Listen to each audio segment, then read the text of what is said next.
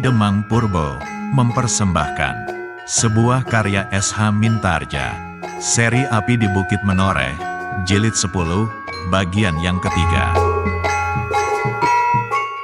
Pada akhir bagian kedua yang lalu, Sekar Mira dengan angannya yang tinggi merasa kecewa kepada Agung Sedayu yang dianggap tidak bergairah. Bagaimana kelanjutan hubungan mereka? Mari kita ikuti pada bagian ini.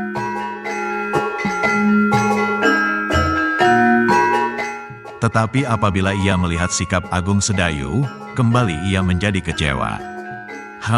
Desahnya di dalam hati, orang ini lebih pantas menjadi seorang penulis kitab-kitab tembang daripada seorang prajurit.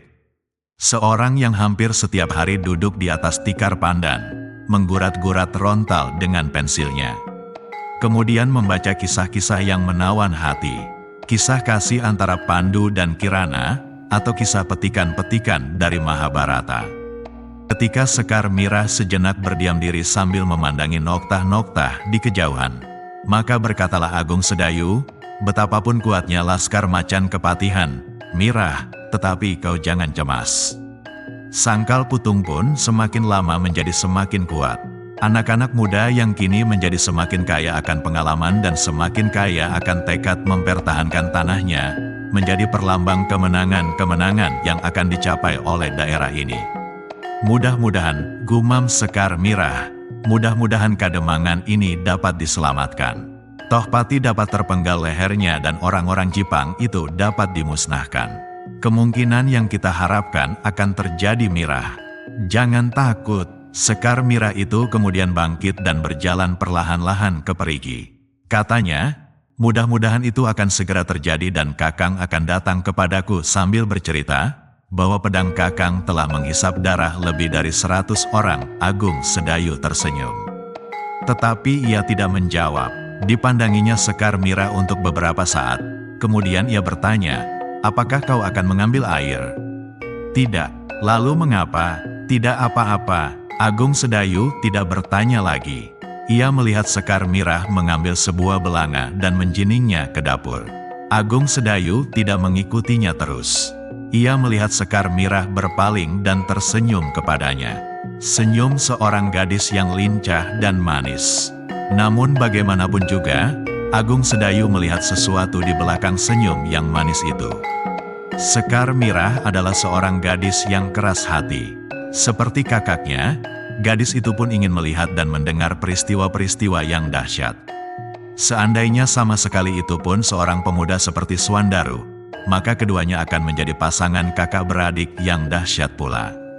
Ketika Agung Sedayu kemudian kembali ke Pringgitan, dilihatnya seseorang yang datang memasuki Pringgitan itu pula bersama-sama dengan kakaknya. Sesaat kemudian orang itu bersama dengan Untara telah duduk berhadapan sambil berbicara perlahan-lahan. "Baiklah," berkata Untara kemudian, "aku akan mempersilahkan Paman Widura dan Bapak Demang kemari." Untara itu pun kemudian menyuruh seseorang memanggil Widura dan Ki Demang Sangkal Putung. Agung Sedayu pun diperkenankan pula ikut hadir di dalam pertemuan kecil itu bersama dengan Swandaru Geni. Ketika orang-orang yang penting itu telah berkumpul, maka mulailah orang itu berkata, "Kakang Untara, hampir pasti bahwa Tohpati akan menyerbu besok pagi-pagi. Agaknya mereka tidak akan mengulangi serangan malamnya yang gagal. Mereka akan mencoba memecahkan pertahanan Sangkal Putung pada siang hari. Mereka akan menempuh arah yang lurus dari barat.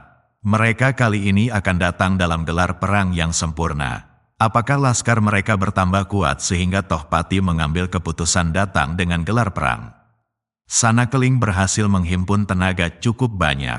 Meskipun ia tidak berhasil menghubungi laskar yang tersebar di pantai utara, namun yang ada benar-benar telah cukup untuk mengimbangi kekuatan laskar Pajang di Sangkal Putung ini.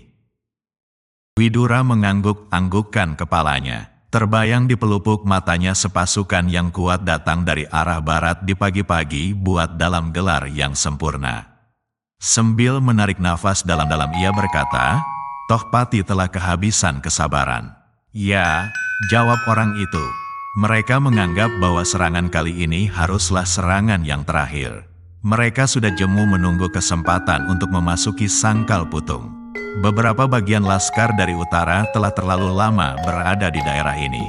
Bahkan Tohpati sendiri sudah ingin melepaskan beberapa kepentingan di selatan.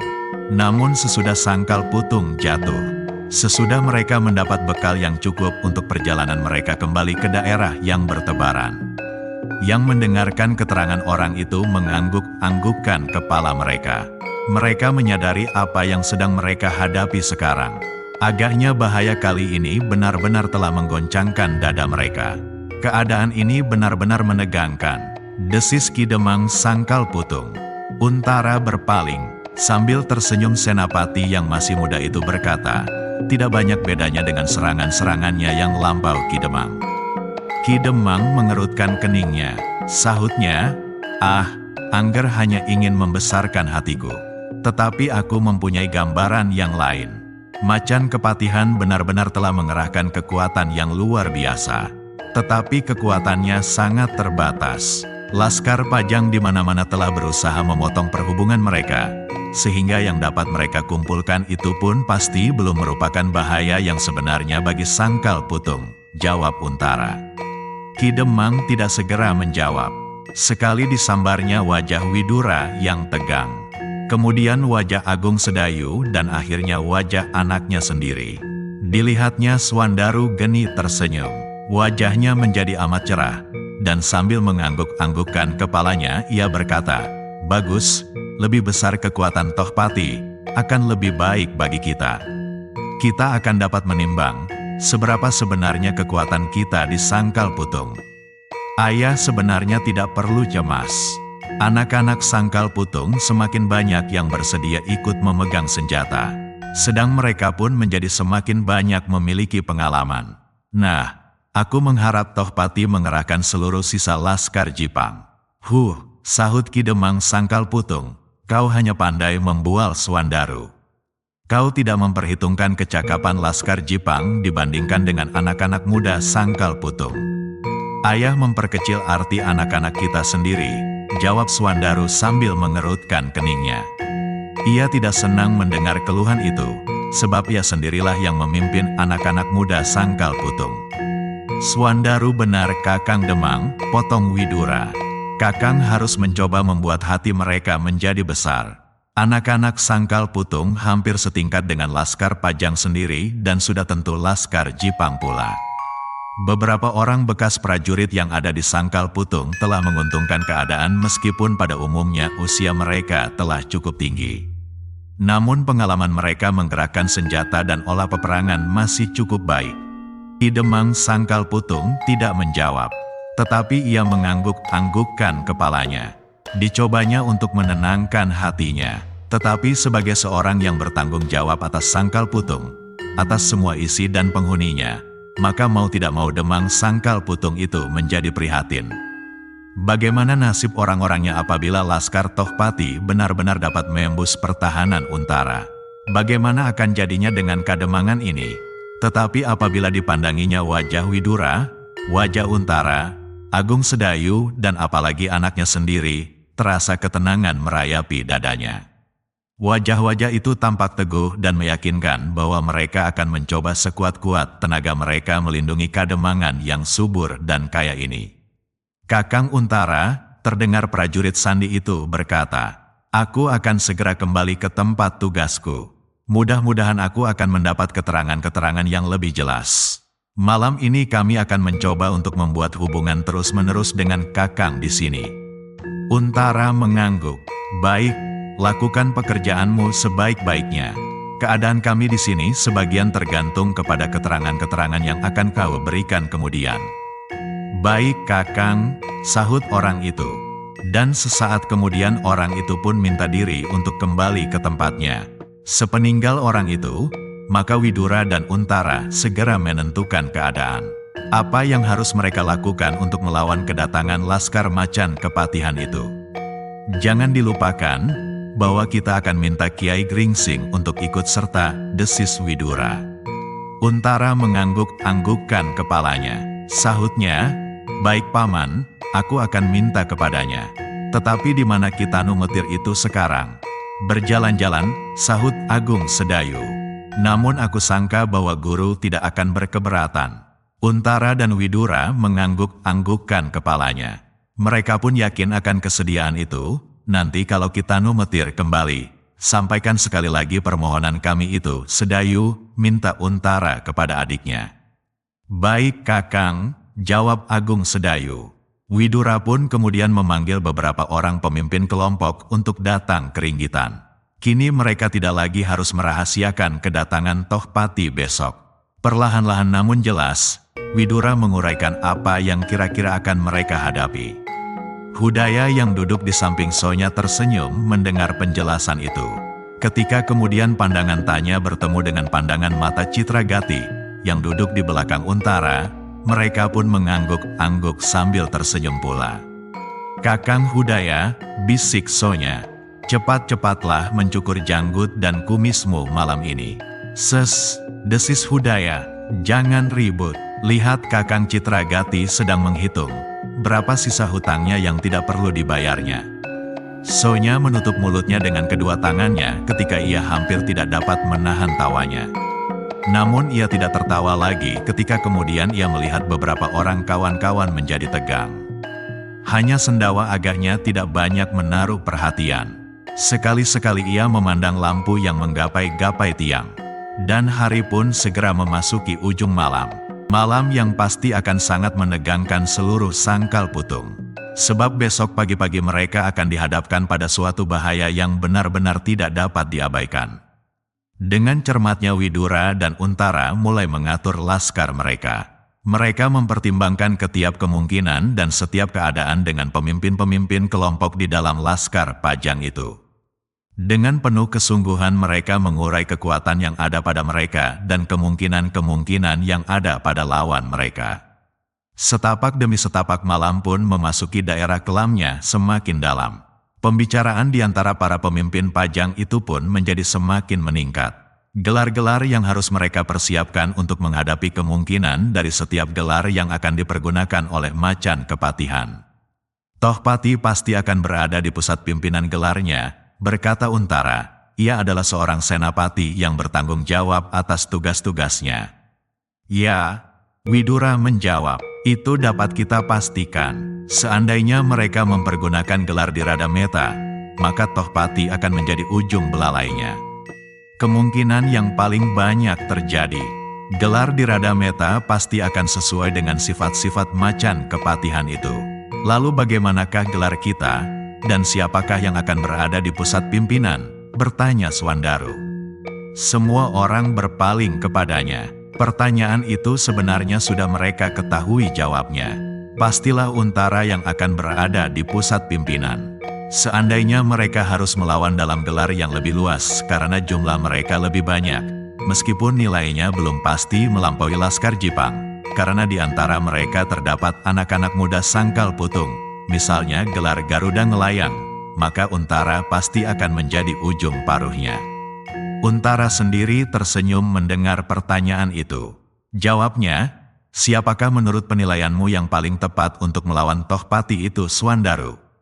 Swandaru kemudian tersenyum pula. Ia ingin berkata, Swandarulah yang paling mungkin untuk melawan Macan Kepatihan yang garang itu, seandainya diberi kesempatan. Tetapi Swandaru kemudian bahkan menundukkan wajahnya. Yang terdengar kemudian adalah suara Untara. Biarlah aku mencoba sekali lagi melawan Macan Kepatihan itu. Mudah-mudahan kali ini aku dapat pula mengimbanginya. Siapakah senapati-senapati pengapitnya Kakang? Bertanya Swandaru pula. Untara mengerutkan keningnya. Ia melihat Swandaru mempunyai keinginan yang besar untuk mendapat tanggung jawab yang cukup dalam pertempuran itu. Tetapi pertempuran kali ini bukanlah semacam sebuah permainan yang menggembirakan. Laskar Jipang pasti akan menempatkan orang-orangnya yang paling terpilih di antara mereka. Sedang Swandaru masih terlalu muda dalam pengalaman dan dalam kematangan berpikir. Untara lebih condong untuk memilih Agung Sedayu meskipun anak itu ternyata dalam bertindak terlalu banyak pertimbangan-pertimbangan. Namun bekal yang dimiliki Agung Sedayu ternyata lebih banyak dari Swandaru. Namun sudah tentu Untara tidak akan mengecewakan anak muda itu. Karena itu maka jawabnya, Swandaru, kita harus memperhitungkan siapakah kira-kira yang akan menjadi senapati pengapit macan kepatihan.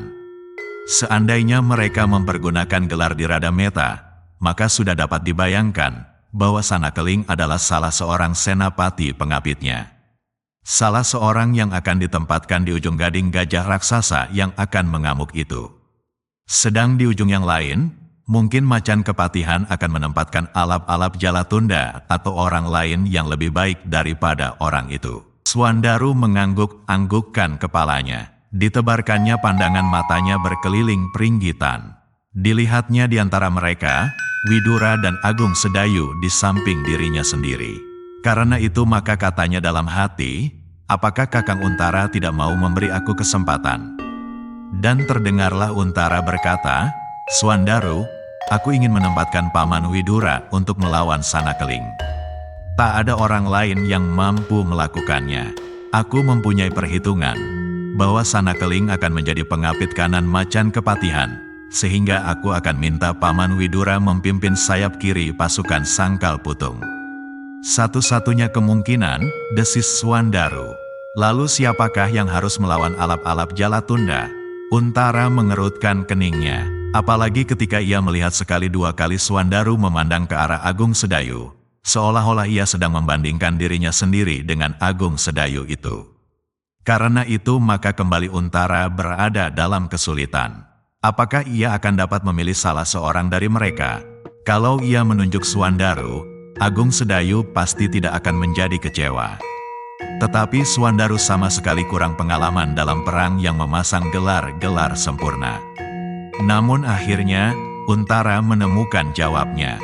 Ditebarkannya pandangannya berkeliling dan akhirnya berhenti pada seseorang yang duduk agak di belakangnya. Katanya, di sayap yang lain aku pasang Citra Gati. Swandaru sekali lagi mengerutkan keningnya. Kini ia benar-benar salah tebak. Ia menyangka bahwa Untara akan memilih satu di antara mereka berdua, Agung Sedayu atau dirinya sendiri. Namun sebelum ia menyatakan pendiriannya, terdengar Untara memberi penjelasan. Aku harus menempatkan seorang prajurit pajang dalam gelar yang sempurna ini, supaya garis perintahku dapat tersalur dengan baik. Sebenarnya aku ingin menempatkan Agung Sedayu atau kau Swandaru. Tetapi ada yang belum kalian ketahui, saluran-saluran perintah dalam gelar perang yang sempurna. Nah, karena itu aku tempatkan saja Citra Gati itu di sayap kanan. Meskipun demikian, Swandaru, kau dan Agung Sedayu akan merupakan ujung-ujung kuku dalam gelar Garuda Ngelayang yang mungkin akan kita pergunakan. Swandaru mengangguk-anggukkan kepalanya. Keputusan Untara adalah keputusan yang bijaksana. Bukan Agung Sedayu dan bukan Swandaru yang kedua-duanya bukan prajurit pajang. Tetapi kemudian Widura memotong pembicaraan itu. Bagaimana dengan Sumangkar? Siapakah yang akan menghadapinya bila Sumangkar itu ikut turun pula dalam laskar Jipang yang akan segera menyerbu itu? Semua yang hadir dalam pertemuan itu menjadi berdebar-debar karenanya. Mereka sadar akan kemampuan Sumangkar yang terkenal dengan adik seperguruan Patih Mantahun, yang memiliki nyawa rangkap di dalam tubuhnya. Kesaktiannya sudah terbukti dapat mengimbangi Ki Tambakwedi, hantu lereng Gunung Merapi itu. Tidak ada di antara mereka yang akan mampu mengimbangi Sumangkar itu, dan mereka semua menyadarinya. Tetapi harus ada orang yang terpilih di antara mereka. Padahal mereka masing-masing sudah terikat pada lawan-lawan yang tidak dapat mereka abaikan pula. Untara melawan macan kepatihan. Widura berhadapan dengan Sanakeling dan Citra Gati harus melawan alap-alap Jalatunda. Apakah Agung Sedayu dan Swandaru yang akan dipersiapkan melawan Sumangkar itu? Ketika mereka baru berteka-teki, terdengarlah Untara menjelaskan perhitungannya. Tak ada seorang pun di antara kita yang sanggup melawan Sumangkar. Namun meskipun demikian, kita akan mendapat seorang yang akan sanggup untuk mengimbanginya, Kiai Gringsing. Para pemimpin Laskar Pajang itu mengangkat wajah-wajah mereka. Terdengar mereka bergumam di antara mereka. Berulang kali terdengar mereka menyebut nama Kiai Gringsing itu. Namun belum seorang pun dari mereka yang tahu pasti siapakah Kiai Gringsing itu. Karena itu terdengar sendawa meyakinkan dirinya, siapakah Kiai Gringsing itu? Untara menarik alisnya. Agaknya orang-orangnya belum mengenal siapakah Kiai Gringsing itu. Beberapa orang sudah dapat meraba-raba, namun yang lain sama sekali belum mengenalnya. Tetapi kini Untara tidak berahasia lagi. Untuk menenteramkan orang-orangnya ia berkata, orang yang kalian kenal setiap hari sebagai dukun yang baik itulah orangnya. Yang hampir setiap malam pergi berjalan-jalan dengan Swandaru dan Agung Sedayu. Yang hampir setiap hari berada di antara orang-orang yang sakit. Namanya Kitanu Metir. Kembali terdengar mereka bergumam. Beberapa orang yang sudah menduganya tersenyum bangga atas ketepatan tebaknya. Tetapi kini mereka belum melihat di manakah orang itu. Karena itu maka Citragati berkata, di manakah Kitanu Metir itu sekarang? Untara mengangkat wajahnya. Kemudian kepada Agung Sedayu ia berkata, panggillah Kiai Gringsing. Agung Sedayu segera berdiri dan melangkah keluar peringgitan. Dicobanya untuk mencari Kiai Gringsing di pendapa, namun orang itu tidak kelihatan. Dengan segan Agung Sedayu turun ke halaman yang sudah menjadi semakin kelam. Dicarinya gurunya di antara para penjaga gerbang. Orang tua itu kadang-kadang berkelakar di gardu penjagaan bersama-sama mereka yang bertugas. Aku tidak melihat Kitanu Metir sepanjang sore ini, berkata salah seorang penjaga. Apakah Kitanu Metir pergi keluar? Aku tidak melihatnya, sahut penjaga itu. Entahlah sebelum aku bertugas di sini. Siapakah yang bertugas sebelum kalian? Di antaranya Kakang Santa. Agung Sedayu pun bergegas-gegas mencari Santa di pendapa. Namun ternyata orang itu juga tidak melihat Kitanu Metir. Katanya, aku tidak melihatnya. Agung Sedayu mengangguk-anggukkan kepalanya. Apakah Kitanu Metir sedang berada di belakang? Agung Sedayu pun kemudian mencoba mencarinya ke perigi. Tetapi di perigi itu pun Kitanu Metir tidak ditemukannya. Satu-satunya kemungkinan tinggallah di Banjar Desa. Masih ada 1-2 orang yang dirawat di sana. Mungkin Kitanu Metir ada di antara mereka. Demikianlah, jilid ke-10 bagian ketiga ini berakhir. Selanjutnya silahkan ikuti pada bagian keempat yang akan datang. Jika Anda berkenan, silahkan like, share, dan bagi yang belum, jangan lupa subscribe channel Ki Demang Purbo @Cerita Mataram. Nuwun.